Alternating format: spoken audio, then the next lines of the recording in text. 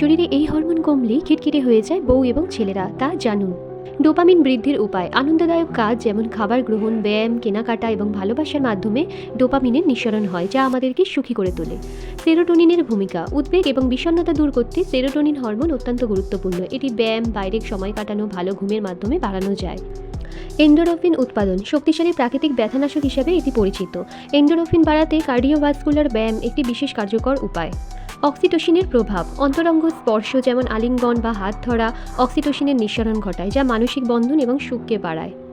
আলিঙ্গন। প্রিয়জনের সঙ্গে আলিঙ্গন করা অক্সিটোসিন বৃদ্ধি করে, যা মানসিক শান্তি এবং সুখ অনুভূতি আনে। বাইরে সময় কাটানো। প্রকৃতির মধ্যে সময় কাটালে সেরোটোনিন এবং অন্যান্য হরমোন বাড়ে, যা মানসিক স্বাস্থ্যের জন্য উপকারী। হালকা ব্যায়াম। নিয়মিত ব্যায়াম যেমন হাঁটাচলা বা হালকা শারীরিক কার্যকলাপ ডোপামিনের নিঃসরণ বাড়ায়। হাসির অভ্যেস। কমেডি নাটক বা সিনেমা উপভোগ করার মাধ্যমে এন্ডোরফিন বৃদ্ধি পায়, যা মনের ভার কমায় এবং সুখী রাখে।